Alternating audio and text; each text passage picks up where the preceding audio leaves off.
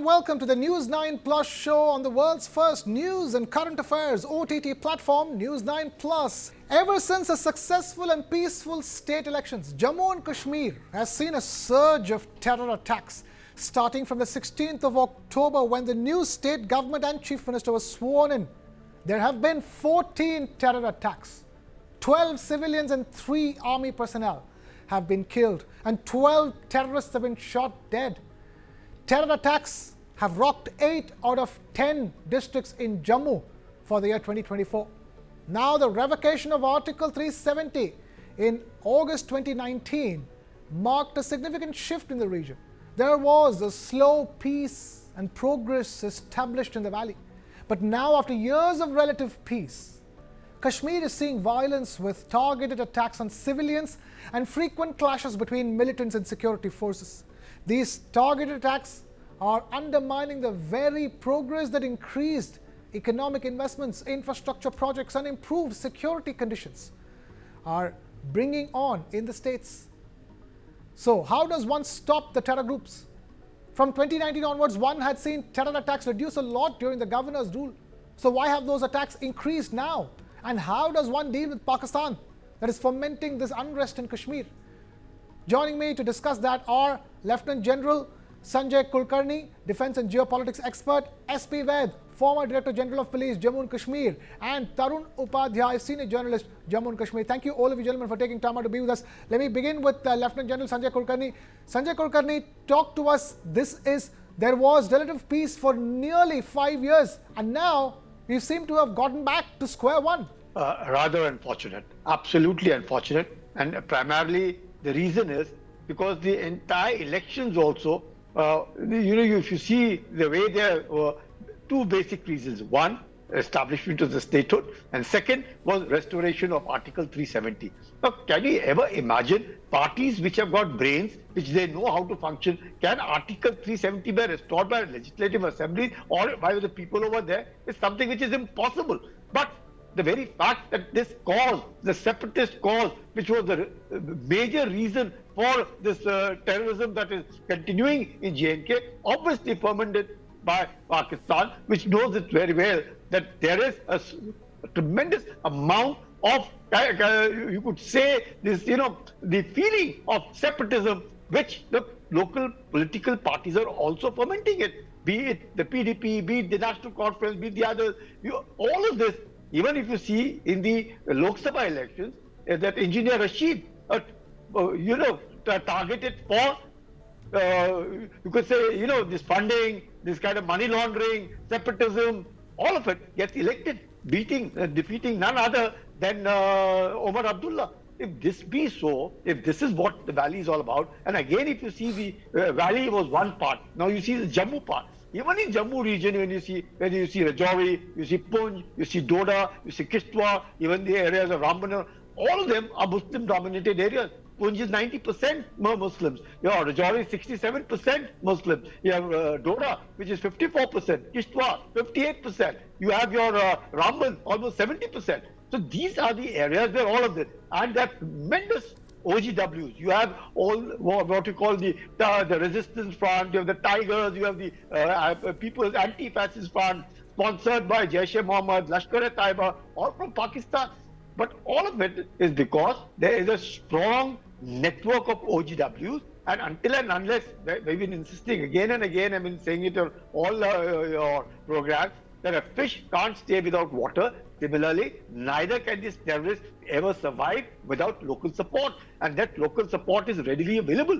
Much that we might say 60% voting has been done, good enough, but there are 40% who have not voted and are involved in all these kind of activities, and which is huge because the area, the way the population, sparse population spread all over, thickly forested areas, even whether it's Doda, Kishtwar, any of these areas, if you see Rajouri, Poonch, they're quite thickly forested, and these houses are spread all over. So until unless these terrorists are getting kind of logistic support, then drug money which is coming in, you have the drones which are coming in, you have the mobiles which give you latest information which is moving in, then targeting the locals, targeting the security forces, shifting the entire this terrorist thing to Jammu with a view to stretch the security forces, knowing fully well that look, everybody seems to be going gaga in India, that elections have been held, everything is normal, tourism was at its peak. Look who controls and who's calling the shots. These terrorists, all sponsored from most of the people who have been shot dead are foreign militants from Pakistan. There have been, earlier there was three-digit, you could say, people recruited into terrorism. It has come down to two digits. It may be 50, it may be 40. But the fact that these people are there, and all of this is primarily supported from outside. And that outside is none other than Pakistan. And that is where the whole cause of terrorism, obviously the OGW, there is no denying the fact. Then the separatists, as I repeat again and again, saying that the parties over there, all the parties which have stood for elections over there, and especially the parties from the valley and from just the Union Territory of J&K, what was the agenda? Restoration of Article 370, which very well has been totally set aside by the Supreme Court also, but still fomenting separatism amongst the people. Mr. S.P. Ved, former Director General of Police, let me ask you this. Tell us, what, according to you, is the trigger for the sudden spike in terror attacks? Sudden trigger, I think, could be the successful election both in the parliament and in assembly. You had polling of more than 60%, which I don't think the handlers across would digest very easily, because they don't allow their own people this kind of democracy. So, and the narrative of improvement in situation after abrogation of Article 370, they want to debunk this narrative that everything is normal now after the state, the 370 has been abrogated and state has been integrated with the rest of India. So both the parties within Jammu Kashmir, as General Saab was saying, look at their the dangle you saw in the assembly. Look at the campaign during the elections, all focused on Article 370. Fine, restoration of statehood is promised by Honorable Prime Minister and the Union Home Minister on the floor of the House. But talking of restoration of Article 370, you are playing to the gallery. You are everyone understands it's not possible that Article 370 will come back, and the kind of separatist sentiment which is they are trying to erode again. The kind of statements during the campaigning and also in the assembly, they're very, very not the kind of role, the positive role the politicians should be playing. But unfortunately, that's not happening. Look at what the scenes in the assembly. Similarly, Pakistan will not allow the slipping of Jammu and Kashmir, an issue which they have been watering and pampering for the last 75 years. They will not allow this to slip from their hands. So it's a push from across as well. You saw a sudden surge in terror activities in Jammu region, initially in Rajouri Poonch, and from the day Honorable Prime Minister was taking oath, how there was an attack on the Yatris coming from Shiv Khodi in the Riyasi district, and then spreading to other districts like Kathua, Udhampur, Doda, and other areas. Now, most of these terrorists are foreigners, no doubt. As General Saab was saying, they're all Pakistani terrorists, but obviously they cannot operate without local support. The OGW network is helping them. They can't get their food, they can't travel without the local support. All these, the wherewithal, they need local support, which they are able to manage.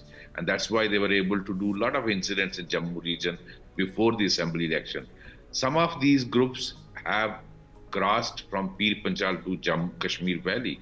And there were also attempts for infiltration from areas like Keran and Karna sector in Kashmir Valley, and some of them have managed to enter, though Indian Army had managed to intercept some of the groups. But fact remains that some of the foreign terrorists from Pakistan was able to push from that side.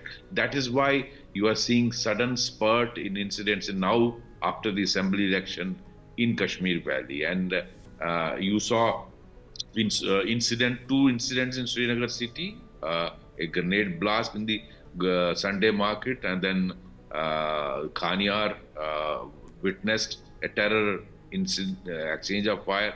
I think after lot of gap, we had in attack in Gulmarg, we had a attack in Sonamarg. You saw an encounter where two terrorists were killed in Anantnag and also in Sopur. So I think all this, the one aspect of it, you can also say those who have entered inside, even if they are foreigners, the security forces are trying to engage wherever they are getting information and trying to eliminate them. And they need to be eliminated before they cause more harm. But there are incidents where they are attacking, like what you saw in Sonamarg. There was an attack where 7 people were killed, including a local doctor and outside labor. Similarly, attack on the army in the Gulmarg area. So there are areas where terrorists are initiating attacks. Even the two you witnessed in Srinagar, Jabarwan Hills also, we had reports about some terrorist movement in outskirts of Srinagar. Right. We had Kishtwar, the two VDCs being killed, and how there was a exchange of fire where we lost unfortunately an army trooper, and also 3-4 were injured. So I think forces are also trying to engage them. That's one reason. The other is the terrorists are also, I think they are under direction from across to overhaul the new government of Umar Abdullah by sudden spurt in the incidents in Kashmir Valley. Let me take this across to Tarun Upadhyay, senior journalist joining us from Jammu and Kashmir. Tarun, talk to us. 14 terror attacks in less than a month. Clearly, the fact that Jammu and Kashmir had peaceful elections is something that did not go down well with the terrorists. But talk to us, terrorists from outside of this country, terrorists in Pakistan are able to do all of this because of the strong support they get from the so-called OGWs or overground workers from Jammu and Kashmir. Yeah, you are absolutely right. I mean, there has been a spurt in terrorist activity since the Umar Abdullah government has come to power. Last month, even not a month has passed. But we have also factored in why there is a certain spurt in terrorist activities. First is that we can't say that terrorism has increased only after the Umar Abdullah government has taken over. For the last 2 or 3 years, terrorists have been playing a very strategic game. That is my understanding of the situation. They are shifting the focus from Jammu and then to Kashmir, first Jammu and then to Kashmir. If you look at the last 2 or 3 years, the major terrorist activities were concentrated in the Jammu region. Primarily in the Doda and primarily in the Rajouri and Poonch districts. Then they shifted the focus across in the other regions of the Jammu region, like Kathua attack. That was where 5 security personnel died, and that was an ambush kind of a thing. This thing has not happened in the last more than 10 to 12 years, if I'm more than 15 years in that area of Bilaur of Kathua district. Then they have shifted the focus to Doda region also, where not only the civilians were attacked, but the security forces personnel have taken a heavy toll. And only recently the village defense guards have been killed, which were earlier called village defense committees. These are the kind of the people who have taken terrorism head on in the Doda district, and they ensured that the migration which took place in the Kashmir of the Kashmiri Pandits, that didn't happen in the Doda region of the Hindus. So they are strategically attacking. They are also strategically attacking their targets. Now, there are other two factors which have to be factored in. First, I mean, it will be very naive to assume that once the Umar Abdullah government takes over, there will be peace. we had to factor in that terrorists were waiting for this day to come.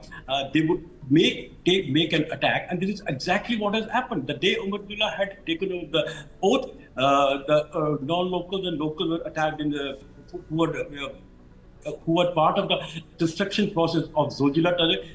Exactly on June 8th, if I'm not wrong in recollecting the date, when Prime Minister Modi assumed the office, the same day the terrorists attacked at Shivpuri pilgrims, and 7 pilgrims were killed. So, and another factor is that the security forces have to understand that the Jammu and Kashmir is a one entity. Don't assume that Jammu is different entity and Kashmir is a separate entity. So they have to factor in what the terrorists are trying to do. They keep the focus in Jammu region for some time and assume that the security forces will spread out. Then they shift the focus to Kashmir region. So overall, the security apparatus had to go for an overall. And then secondly, since the law and order is in the hands of LG, both the LG and the CM have to work together. Because this thing can spiral out of hand also. Right. Lieutenant General Sanjay Kulkarni, that begs the question, how do you, there has been a spurt, there has been a surge. What is the need of the hour to stop this surge of terror attacks in Jammu and Kashmir? I would recommend a few suggestions. First and foremost, like what Mr. Tarun was talking about, absolutely right.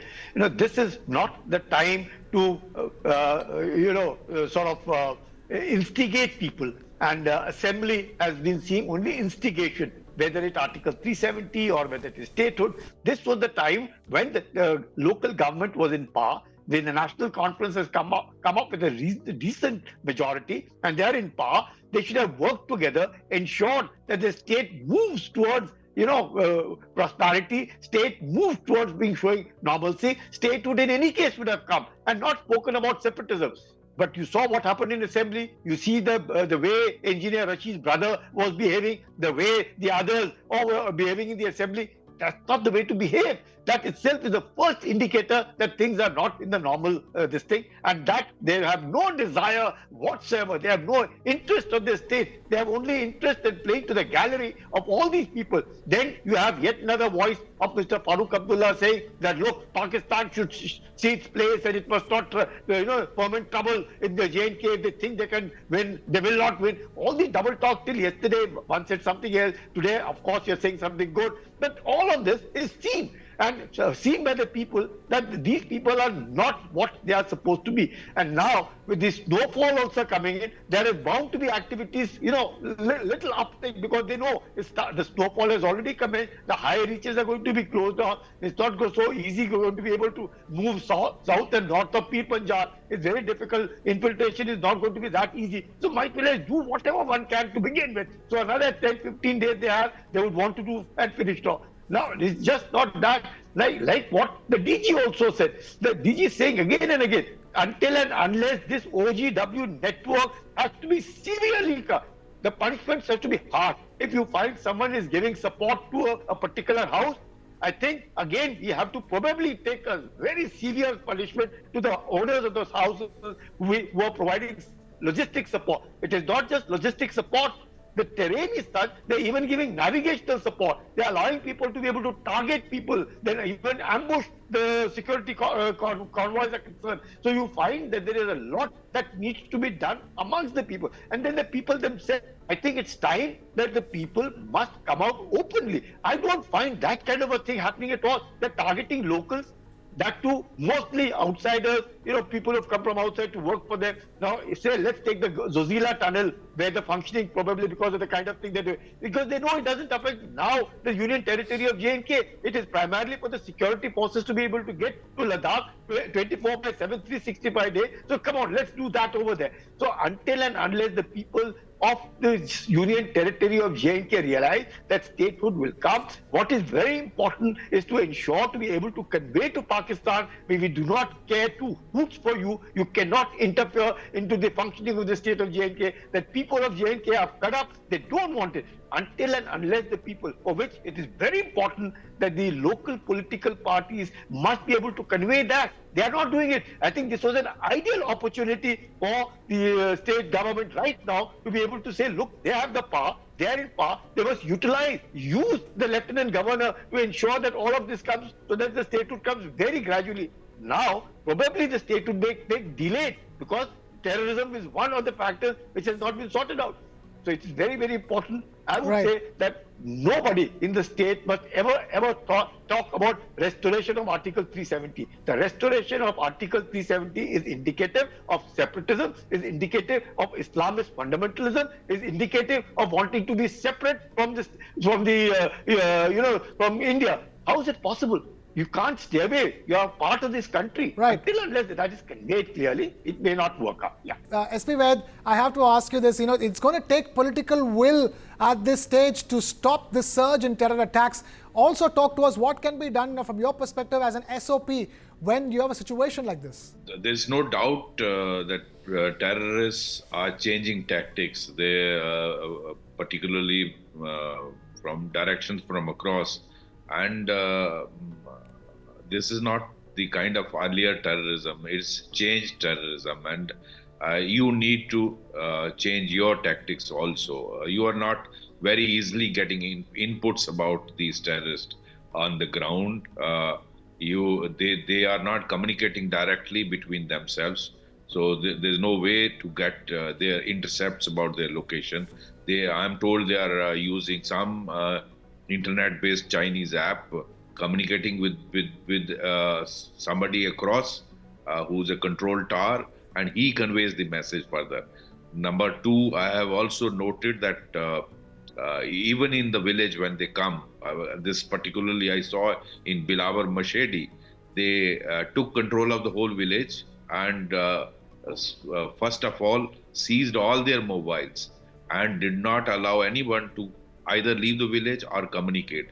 So after they left after the attack on the army, martyring 5 army personnel, only after that they left the village and went to some other place. Now, this kind of situation, I think cooperation of the people is very, very important. And we need to convey in very clear terms, and this must be known to everyone. Whoever assists the terrorist, he should know that he will not be able to escape, and that is a very clear message must go. Very heavy hand. A lot of work was done to check the OGW network, but I think still lot needs to be done, particularly in the hilly area of Jammu region and in Kashmir Valley as such. Number two, I know it bringing infiltration to zero level is very, very difficult. It's a very difficult terrain, but there is no option with India that we must take all steps to bring it down as minimum as possible. As long as Pakistani terrorists, these battle-hardened Khyber Pakhtunkhwa people who are mountain warfare trained, they will create trouble, and I think we need to take steps that they are not able to enter as easily as possible. And also the kind of weaponry they have managed to procure from what Americans left in Afghanistan. So that we are losing many of our people because of the armored piercing bullets and also the kind of weapon M4 rifles. I think with a telescopic effect and night vision, it is putting our forces into a lot of, we need to counter that. Okay. Third, I think politically also, as General Saab was saying, the Omar Abdullah government, the ground connect of their MLAs, and that they need to work very closely with the Lieutenant Governor and share intelligence with the LG's administration and work together, because we must realize it is a common enemy and we can only defeat it together. Tarun Upadhyay, the fact of the matter is it's a brand new government that's come to power in Jammu and Kashmir, thankfully due to peaceful elections. Do you think it's the right time for this new government to take some hard action, work in tandem with the Lieutenant Governor and the security forces? Because if they don't, it is their own government which is at stake. Yeah, you are absolutely right. I mean, the new government has come to power and it has to work in tandem with the lieutenant governor. There should not be any differences there should not be any differences as far as the security situation is concerned. I mean, if I am not wrong in recollecting Umar in the assembly during the motion of thanks, have said that we will ensure that the peace is returned. And he also said that we will give all the cooperation to the security forces as well as to the police also. So he did strike a very positive note on that account. But he also made a point which I think was a bit of disturbing. He said we can control the situation to a certain level, but for the permanent peace to return, the people have to be made partner in it. But then one must also ask the people were always made partner by the government of India, and for the last 30 years, that if the people were not made partner, then why there was so much development which has taken place, why the elections have been so peaceful, why the DDC elections have been so peaceful if the people were not made partner. But the point is that why certain people are not becoming partner in ensuring peace and normalcy to return in the valley. Right. Second point, I just Sandeep, 1 minute I would like to take. The shelf life of a terrorist in Kashmir Valley is very limited. 3 to 6%. The Badsar must be knowing it very well. 3 to 6 months. But the shelf life of a terrorist in Jammu region is taking about 2 to 3 years. Basic reason is that the intelligence grid in Srinagar, Kashmir region is very strong. The intelligence grid in Jammu, especially the human end, is quite missing. And that is the reason the terrorists are not, it's not becoming easy to neutralize those Pakistani terrorists. And what my sources are telling me, they're very hard trained as far as the guerrilla warfare is concerned. And this is what I said earlier. We have to overhaul our security tactics, overall our security grid, overall our human intelligence, and thirdly, the people who are OGWs, they have to be taken to task very hard. Unless that is done, the permanent peace which we all yearn for is not going to come. And thirdly, what we must also take a lesson from Israel, how hard it takes on its enemy if something is done on its soil. All right, we will leave it at that. Lieutenant General Sanjay Kulkarni, defense and geopolitics expert, SP Vaid, former Director General of Police, Jammu and Kashmir, and Tarun Upadhyay, senior journalist, Jammu and Kashmir. Thank you all three of you for taking time out to be with us here on this edition of the News 9 Plus show. Come October, and a thick blanket of grey hangs over the Delhi NCR region. Delhi is the capital of the country, and for at least 8 years, Delhi's pollution levels have been a major concern. It has been worsening each winter as stagnant air traps pollutants near the ground, creating harmful smog all around. This leads to breathing difficulties and health hazards. Now, every year, the Air Quality Index, or the AQI, in Delhi NCR spikes up after Diwali. This year, though, according to the Indian Met Department, the AQI levels did not worsen because of unusually warm weather and winds. Now, bursting crackers and stubble burning is seasonal, but the very high AQI levels are seen all year round. The AQI levels fall during the rainy season, but by and large, Delhi remains the most polluted national capital in the world. And the reason? Well, according to TERI, 36% of the pollution in the city has its source in Delhi itself. And according to the Center for Science and Environment, vehicular pollution is the top pollutant in the city, accounting for more than 50% of pollution from all local emission sources, followed by construction dust and industries in that order. So while stubble burning and Diwali needs to be tackled, how does one tackle the pollutants from the perennial sources? Also, the right to live in a pollution-free atmosphere is a fundamental right of every citizen, which is protected by Article 21 of the Constitution of India. So what needs to be done to move the government to act on pollution? To understand that, we are being joined by some very special guests. We have Dr. Radha Goyal, Deputy Director, Indian Pollution Control Association, and Vivek Chattopadhyay, Senior Program Manager, Air Pollution Control Unit, for taking time out to be with us over here. I'm going to begin with Dr. Radha Goyal. Dr. Radha Goyal, year after year, intense discussions are had this time around. And this time, the pressure seems to be off a little bit because the AQI levels came in lower than what was expected. There was also talk of stubble burning being down by over 80% in Punjab and Haryana. But the fact of the matter is that these are seasonal.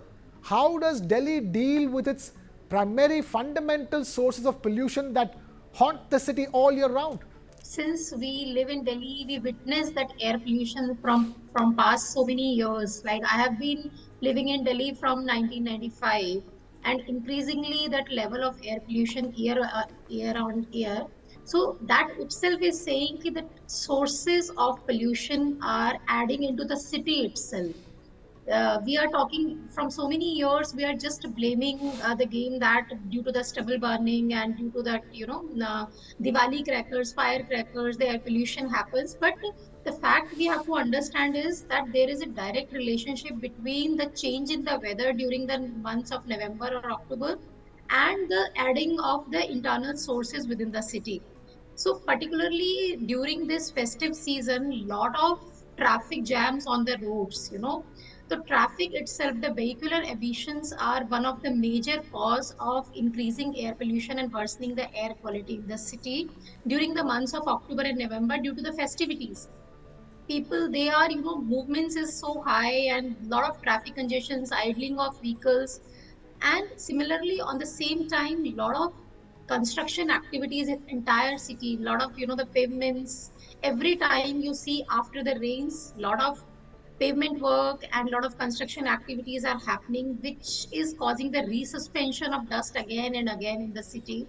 So that is increasing the load onto the air quality in the cities. And due to the change in the season at this time when the wind conditions are getting little calmer, and due to drop in the temperature of the morning hours and in the evening hours, so the pollution, I'm not saying that pollution remains entire year in the Delhi, because the sources are same, that vehicles remain same, only during the festive seasons their movements becomes more. But due to the fact that the dispersion levels, the poor quality of the dispersion, the pollutants remain near to the ground during these months of October and November, which is causing the air AQI levels to be increased very sharply during these months. Mornings, due to the winter conditions, little bit of cold conditions, pollutants don't get dispersed higher into the atmosphere and remain near to the ground. So that is one of the causes. Okay. Let me take this across to the other guests who are joining us. The problem here is that, Mr. Chattopadhyay, the pollution levels are roughly the same throughout the year. Just that the winter season makes it more pronounced, makes it more harsh to deal with it. So in that sense, when it's clear it's vehicular pollution and construction, dust that is causing this maximum amount of pollution, there should be strict measures in place whether there is winter or not. The major issue is if you look at the strategy of dealing with these regular sources, has been implementation has been very poor. We haven't been able to invest effectively in public transportation. In 1998, Supreme Court of India ordered, based on the government estimation, that 10,000 minimum buses should be there for public transport in the city in Delhi. NCR even not being talked about that point of time. But still in Delhi, there are 7,600 buses. And in NCR, the connectivity is very poor. It's only dependent on metro. So it is massive traffic that is leading to pollution, and it is showing up in the data. You would see in the newspaper there is perpetual regular traffic jams in Gurgaon Delhi Road, in market areas, on the major roads. So Delhi has totally failed to check the number of vehicles. There is no parking policy also, and we haven't been able to provide right of way to the vehicles which are sustainable modes. There are no better footpaths available. Cycling is dangerous for people. Public transport buses are caught in traffic jams. So we are not providing enough space for the transportation modes which are good for the environment. Rather, we have built so many flyovers and we have failed. There are tunnels, there are flyovers, now expressways are being built. So, but the investments in rapid rail, ring railway, we have totally destroyed. I would say destroyed, or I would say that it was a very good, effective strategy was there, but we haven't been able to maintain it. So totally we have failed. That there's a lack of planning at the all the department level. And when you talk about construction, it's total lack of coordination among agencies. One digs up and one doesn't comes to pave it, and like there is no disposal mechanism of construction and demolition waste. So people take it up and they dump it near the nalas, which leads to further waterlogging. There is no siltation. So I think total mismanagement of the city has urban mismanagement, urban planning. I think it's a major concern. And in satellite towns in Gurgaon, people say it's a millennium city, and there is a major investments have happened there. It's a major contributor of GDP to Haryana, but people say that it's outside, it's totally mess. So there is no drainage system. There is the roads are not maximum roads are not all weather roads. So you would see that always there is a construction happening, and construction, reconstruction. So it's if we don't realize the situation now, the situation will remain bad always. So Okay. I think this, and particularly as the panelists said, the winter is a particular region where the Right. dispersion is not possible. Like it remains the calm condition. The same sources, like their contribution, leads to higher concentration of air pollution in the city. Dr. Radha Goyal, how is it possible, we have these planning issues in all of the major cities in the country. How is it possible that it's so bad in Delhi, whereas, how does a Bombay avoid it? How do other cities are able to avoid it? Let's face it, there are enough and more cars and vehicles in Bombay. They don't do CNG that much. In Delhi, for example, there are a lot of CNG vehicles as well. How is it possible that, the situation is so chronic in Delhi, and what does Delhi need to do? Oh, basically, this is a very good question. Actually, that's what I started my talk with, that the conditions of the winter, along with that, Delhi doesn't have much sinks for air pollution. That is the major missing part of Delhi, because we don't, our the forests of Delhi are encroachment, lot of encroachment is there. We don't have much water bodies. That's what, because when we are talking about the nature, they all work interrelated, integrated way. So much, there is no much water bodies. Yamuna is also clogged. There is no proper, so air pollution doesn't get much sinks here in Delhi. That's what the pollution level is high. Even if like we compare it with Mumbai, though the number of vehicles are more in Mumbai, or maybe there is not much of CNG and electric vehicles, but there is, that city is lying near to the sea, which is the major sink for the pollution actually there. So the, and lot of humid conditions which captures the pollution, the dust particles that remains condensed in Mumbai. So that's what we are not able to feel, that heaviness in the air in Mumbai city as compared to Delhi. Delhi's weather is dry as compared to Mumbai, because we are living in the impact of more of the desert. Rajasthan desert is more towards Delhi. So meteorological conditions play a very, very important role to keep the worsening of Delhi's air quality situation. Apart from that, if I talk about as the geography of Delhi and the carrying capacity of the city, so look at that, Delhi is having a, right now, the population, the migratory populations, there is no control over it. More than fourth times of its carrying capacity. The city, whatever the resources city is having, the users are four times higher to that. So the pollution keeps on adding, because of Delhi is running four times higher to its carrying capacity. So that is the major problem in Delhi city, especially because of its landlocked city. From all sides, the mountains in Indo-Gangetic plains, the winter conditions, the dry weather environment, all these things together make Delhi's situation to be worse as compared to Mumbai. So I am saying that Right. even if the pollution sources are same in Delhi and Mumbai, but because of the change in the, that geography, as well as the sinks available in the cities to absorb the pollution. So Delhi is missing those sinks actually. Right. So that's what we are emphasizing on, reviving all water bodies in Delhi, like every lake in the city. Government should plan to revive all, the lakes, the ponds, even more and more plantation, the forestation. That's what we are trying to create, the city lungs, that forest. Like Delhi is having only two lungs, which are also getting encroached day by day. So there should be a very strict policy and planning to keep these Right. lungs to be seen. Right, Mr. Vivek Chattopadhyay, improving the number of water bodies, across, these are all long-term strategies to deal with air pollution. But talk to us, what do you think needs to be done, immediately? Because the situation will only get worse as the winter intensifies. Certainly, the city is in ICU, I would say, from the health point of view. It's a hazardous air outside. So, any activity that is leading to high pollution has to be stopped immediately. That is the concern even raised by the Supreme Court. So, you would understand that it has been directed to the central government, to the state governments nearby, that they have to act by utilizing the powers given under the Act.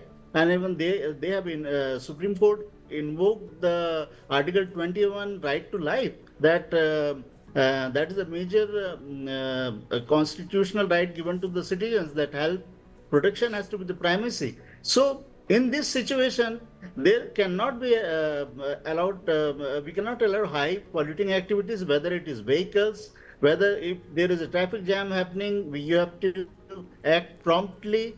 What happens here, like even there is a garbage burning happening, nobody reports it. Nobody acts on it on their own. There is no mechanism. There are ground stuff you won't see. So pollution enforcement staff is very hardly you would see. And management often happens if citizens complain sometime, but there is a redressal mechanism is also very poor. So even that has been raised, that people, even if people are reporting, nobody is addressing those concerns. So I think there has to be a major environmental task force has to be there, which has to be made responsible, and all the district magistrates has been given powers. But what they are doing, we don't know about the action taken reports for on week to week basis. It should be out in the public domain, so that there is public confidence that what has been done and people connect to it. People, because we always see that people often do not connect with the air pollution issue. They don't stop it in their nearby areas, or they are they are not concerned. So it has to be a combined effort of the government, people, and the industrial associations. You visit to any industrial area, you would see that industrial waste is being burned. So why it is happening? Why there is no agreement between waste management system or in the industrial estates. You take sector by sector approach, and I think it has been taken in Delhi. Vehicular sector has been cleaned by introducing better emission norms. But what is happening? The number of vehicles are adding up to it.